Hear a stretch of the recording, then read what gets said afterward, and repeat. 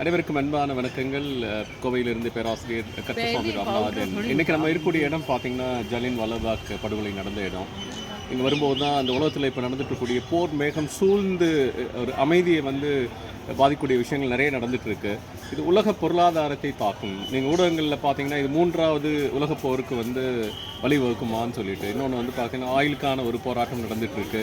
இன்னொன்று வளர்ச்சியடைந்த நாடுகளுக்கும் அந்த வளர்ச்சியில் துடிச்சு வளர்ந்துட்டுக்கூடிய நாடுகள், குறிப்பாக பார்த்தீங்கன்னா கல்ஃப் ரீஜனில் உங்களுக்கு தெரியும், டேட்டா சென்டர்லேருந்து பார்த்தீங்கன்னா குவாண்டம் கம்ப்யூட்டிங் வரைக்கும் பார்த்தீங்கன்னா இன்வெஸ்ட்மெண்ட்ஸ் எல்லாம் அங்கே போயிட்டுருக்கு. ஆயிலை கடந்து என்ன இருக்குன்னா உலக பொருளாதாரத்துடைய ஒரு மையம் அங்கே உருவாயிட்டு நிறைய பொருளாதார வளர்ச்சிக்கான ஒரு உச்சக்கட்டங்கள் நடந்துட்டு இருந்த சூழ்நிலையில் இப்படி ஒரு தாக்குதல் நாடுகளுக்கிடையே பார்த்திங்கன்னா ஒரு போராட்டம் இதெல்லாம் நடக்கும்போது என்ன அடிப்படையில் நம்ம என்ன தெரிய வேணும் அப்படின்னு சொல்லி பார்த்தீங்கன்னா, ஒன்று பலவீனமான ஒரு மனித நேயம் நம்ம பார்க்குறோம். ரெண்டாவது ரொம்ப உன்னதமான விஷயம் ஒவ்வொன்றும் உருவாக்குறதுக்கு எவ்வளோ வருஷங்களாக இருக்கலாம். அது கட்டிடங்களாக இருக்கட்டும், இல்லை மனித உயிர்களாக இருக்கட்டும், இல்லை மனிதனுடைய படைப்புகளாக இருக்கட்டும், தொழில்களாக இருக்கட்டும், இதுக்கு பல விதமான அவனோட இன்டலெக்சுவல் இருக்குது, பணம், பொருளாதாரம் எல்லாமே இருக்குது.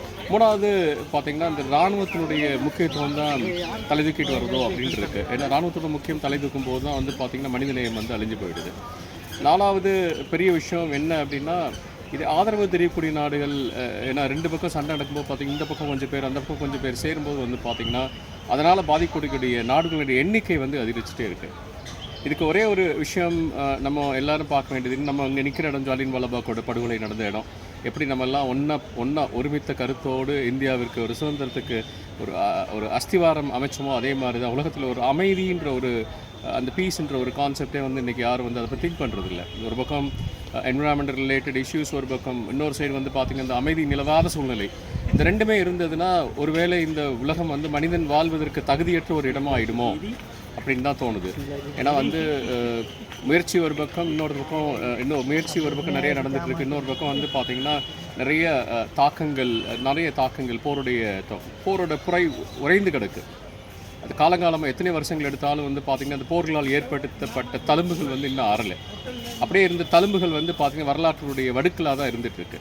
ஸோ இன்றைக்கி இருக்கக்கூடிய இந்த கல்ஃப் ரீஜன் நடக்கக்கூடிய விஷயம் வரலாற்றோட வடுக்கலாயோ ஒரு காயமாகவோ இருக்கக்கூடாது என்பது நம்மளுடைய எல்லாருடைய எதிர்பார்ப்பு. எவ்வளோ சீக்கிரம் இதுக்கு ஒரு முடிவு பண்ண முடியுமோ அவ்வளோ சீக்கிரம் என்ன செய்யணும், உலக நாடுகள் தலையிட்டு இதை முடிவு செய்யணும். இந்த தாழ்மையான கருத்தை பதிவு செய்வதற்காக பேராசிரியர் கருப்பசாமி ராமநாதன், ஜாலியன் வாலாபாக்கில் இருக்கு. நன்றி.